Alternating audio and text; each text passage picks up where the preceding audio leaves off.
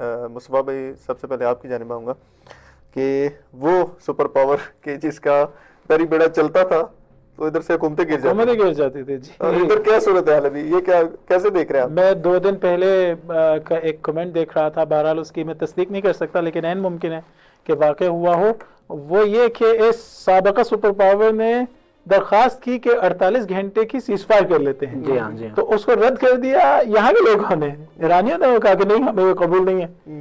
یعنی آپ سوچئے کہ وہ جو اپنے ملٹری مائٹ کے دعوے دار تھے وہ مجبور ہو چکے ہیں کہ کہیں کہ 48 گھنٹے کے لیے سانس لینے کی ہمیں ذرا فرصت دی جائے. جی ہاں جی اور یہاں سے وہ رد کر دیا جاتا ہے. یہاں پہ اچھی طرح وہ الفاظ استعمال کیے، سانس لینے کے. جی ہاں.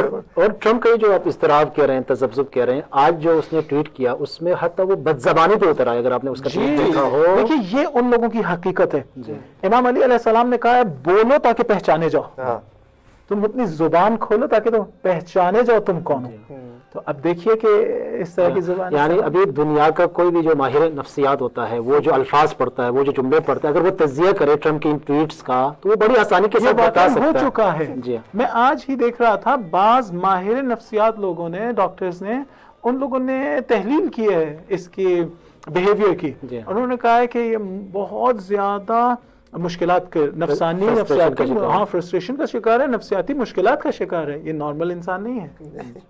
یہ جو صورتحال آپ دونوں بزرگان بیان کر رہے ہیں اس وقت، نہ صرف اس کے الفاظ بلکہ اس کی وہ جو ایکٹنگ ہے، وہ جو ٹی وی کے سامنے آ کے کرتا ہے، وہ جو پریس کانفرنسز کے تبدیل ہو جائے، اس میں بھی اس کی فرسٹریشن اور یہ ساری صورتحال ہمارے سامنے ہے.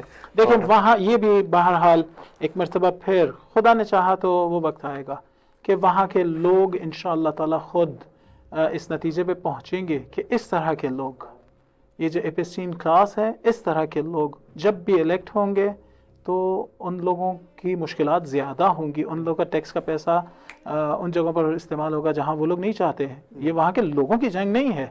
لوگ اسے یہ نہیں کہتے کہ یو ایس کی وار ہے، یہ کہتے ہیں ٹرمپ کی وار ہے. جی امریکہ فرسٹ کے خلاف ہے سر. یہ اس کے خلاف ہے. اپنے ملک کو دیکھنے کے بجائے جو ہے آپ اسرائیل کے دفاع میں اتنا آگے بڑھ گئے ہیں کہ اب جو مشکلات ہیں، جو مہنگائی ہو رہی ہے، جو بے عزتی ہو رہی ہے، تذلیل ہو رہی ہے، وہ آپ کے ملک کی تذلیل ہو رہی ہے.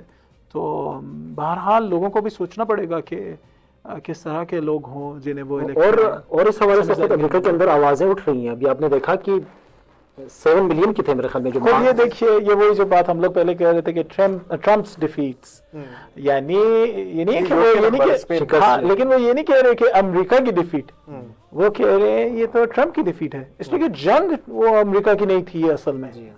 امریکہ کو ایران نے کچھ نہیں کہا ہوا تھا، وہ تو جھوٹ تھا، جھوٹا بیانیہ بنایا گیا اسرائیل کی خاطر کہ ایران جو ہے وہ حملہ کرنے والا تھا، اس لیے ہم نے پہلے ہی حملہ کر لیا. تو یہ تو ساری کی ساری جو جنگ تھی وہ اس ایک فاسق انسان کی تھی. اور لیکن البتہ اس کا جو فائدہ ہوا ہے وہ تمام دنیا کے احرار اور آزاد لوگوں کو ہوا ہے، یا بہرحال جو پہلے سے دھوکہ کھائے ہوئے تھے، یا بعض اوقات تو دھوکہ بھی نہیں کھائے ہوئے تھے، بہانے بناتے تھے صرف، ان لوگوں کے بہانوں کے باطل ہونے پہ دلیل قائم ہو گئی ہے کہ جتنا بیان کیا جاتا تھا امریکہ کے مائٹ کو، اتنا اس کا مائٹ ہے نہیں، اور وہ اتنی اس کی قدرت